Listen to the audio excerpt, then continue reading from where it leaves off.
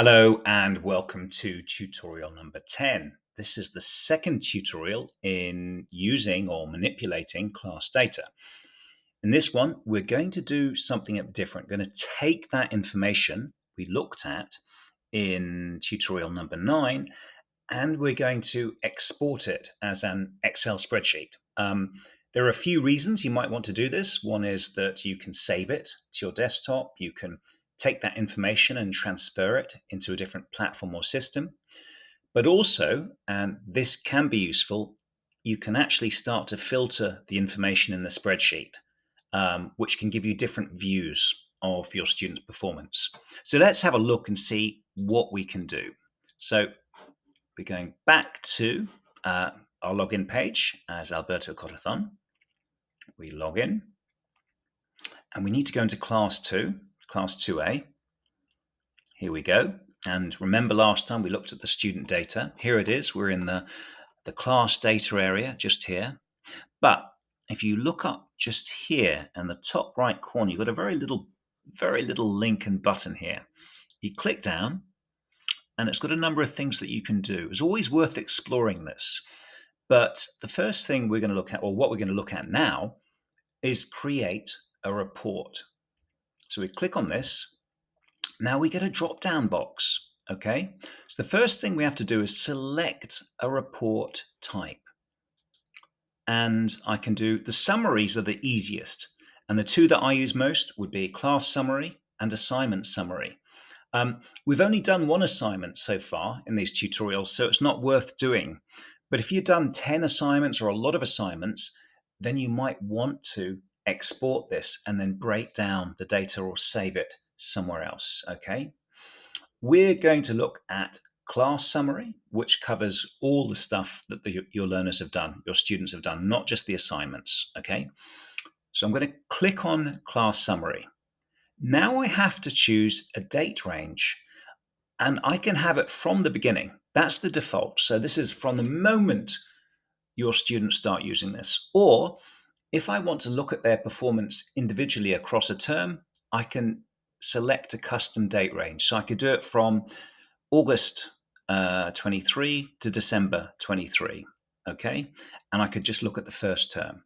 But because we've only done a little bit of work with the students so far, I'm going to choose from the beginning.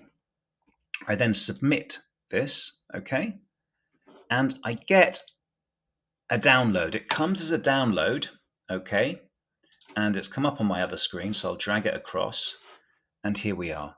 So this is the download. I clicked on the download to open it, okay. You can also go into downloads folder to find it. Now, it exports the results of every single component, even if your students haven't been doing this. So you have to know before what you're looking at. And we want practice extra. That's what we've been doing. But if your students have been doing student book, you could look at that, test and train, workbook, it's all there. But we'll be doing practice extra, and we'll open this up. And we've got now, here we go. This is our spreadsheet. Now, you'll need Excel. Many of you might have this on your computers, or you might not. Now it comes with lots and lots and lots of columns here. So it might be worth hiding some of the columns we don't want. We're not looking at their email, and we're not looking at the username or the class key or the product. We may want the component because particularly if we save it. So let's just put hide. Wow. So now we know it's component. We've then got best score, average, first score, average. You've got the total activities that you've done, that's in Practice Extra, number of activities completed, percentage of activities completed. We're not going to look at this now, but it's worth it. You've got your first attempt and second attempt scores and so on, but we're just going to hide that for now. Okay, and then what we've got here is our names, the component, Practice Extra, best score average, first score average, out of how many activities, the percentage that they've done, number of activities completed, percentage completed, and how much time they're there. Now this is useful if your students have been using this for a long time, you've got a lot of students there, because it means that you can just very quickly gather all that data in one place, summary data, without having to click down and look at each one individually. Now, there's also something else you can do, and if you imagine that we had lots of names and lots of numbers here, I might want to find the student who has the lowest scores, or find the ones.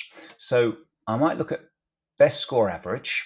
I click that, select that one, look at that as best score average, and then I can go and I can use sort and filter, and I can say smallest to largest. Okay, I'm going to choose sort, and there we go. We've got the person at the top here who's got the lowest best average score is Juan Fernandez, and then after that it's Marta, then Eva or Ricardo. I could easily filter that to show me the highest. Here you go, sort and filter. I can go from largest to smallest. Okay, so I can see he's doing the best.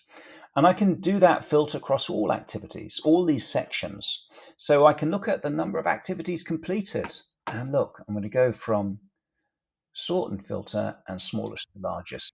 Sort, and I can see the people who've been the laziest. 2 for Juan Fernandez, 5 for Eva Martinez. And of course, I can see the time they've spent, not very much time, and when they were last active. So this is useful sometimes. I mean, I can save this Excel spreadsheet now. So I can save it to my desktop, so I can use it offline. I can save it into my own sort of school management system. I can copy and paste this data wherever I want. But importantly, I can get very quick understanding of who's top, who's bottom, who might be struggling or who might not. Of course, all that data is available. That is absolutely available here if you drill down. But sometimes, you've got each student listed separately and you'd need to look at each one individually. But that spreadsheet sometimes gives you a better quick view. And it's something that's easy to do. Remember, you just go to the actions and you create your report. It's something worth experimenting with. And for people who feel, or teachers who feel confident using class data, I highly recommend it. Anyway, I hope this tutorial was useful, and thank you for listening. Bye-bye.